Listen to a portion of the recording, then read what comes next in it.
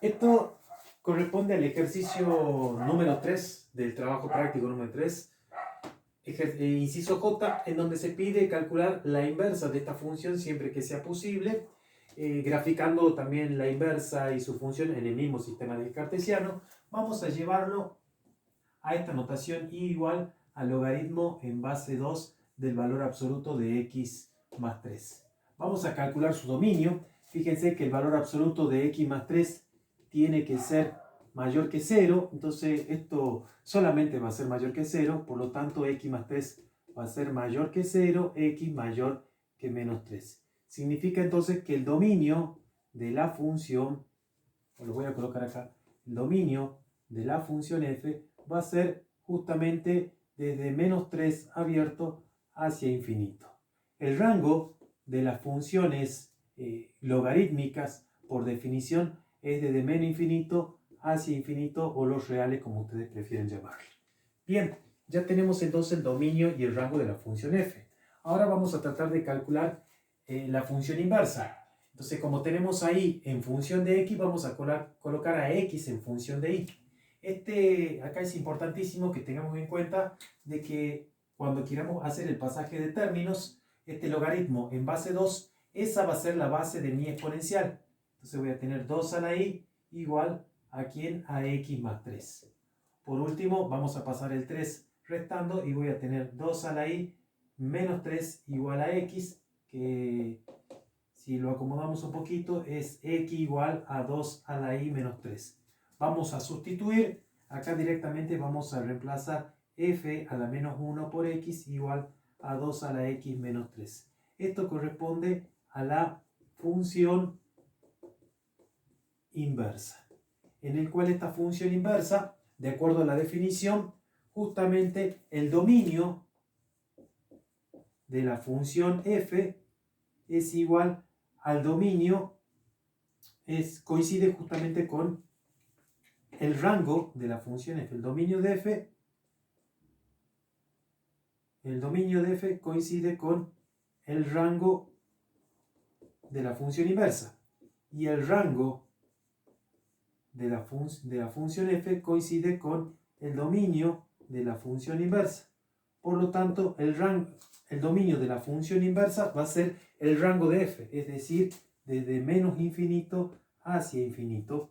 Y el rango de la función inversa va a ser igual al dominio de f, que el dominio es de menos 3 a infinito.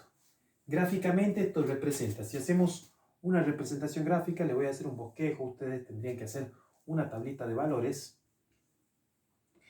Vamos a aprovechar que tenemos la función exponencial, ¿sí? Y a partir de la función exponencial vamos a graficar. Bueno, yo le voy a marcar acá 1, 2, 3, 1, 2, 3. Acá. Y acá vamos a marcar 1, 2, 3, 1, 2, 3. Bien. Acá sería 1, 2, menos 1, menos 2, menos 3, menos 1, menos 2, menos 3. Por ejemplo, la función inversa, 2 a la x menos 3, cortaría si le damos a x igual a 0, 1 menos 3 menos 2. Cortaría ahí en menos 2, es decir, acá. ¿Sí? Cortaría justamente ahí. Cortaría el eje x más o menos en 1.5, ¿sí? Por acá. Quiere decir que la gráfica de esta función más o menos viene así.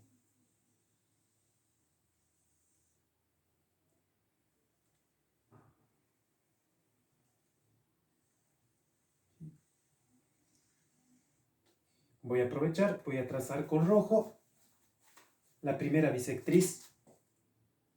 Que recuerden que las funciones inversas tenían la bisectriz, esta es y igual a x, la bisectriz del primer y tercer cuadrante, esta es la función inversa, y por supuesto que la otra función más o menos va a estar graficada por este punto, va a cortar más o menos por acá, y va a cortar así. Quiere decir entonces que esta va a venir. ¿Sí?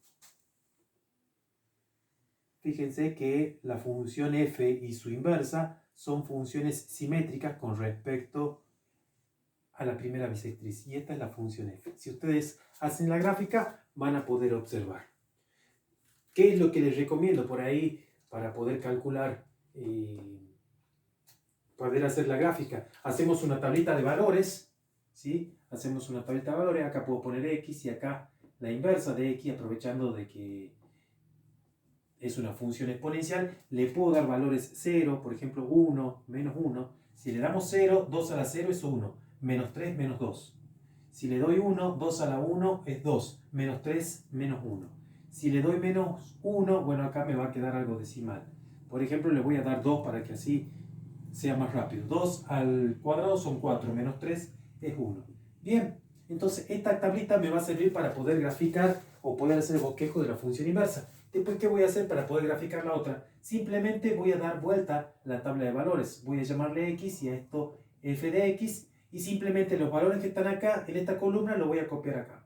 Eso es por definición de función inversa. Y los valores que están para x, que son independientes, ahora van a ser dependientes. 0, 1, 2. Y graficamos estos valores y me va a dar el bosquejo de la otra gráfica que es f. Y así de esa manera van a ver que coinciden el dominio de la función original con el rango de la función inversa. El rango de la función original con el dominio de la función inversa. Así hemos graficado y hemos encontrado la función inversa de ese punto de trabajo práctico.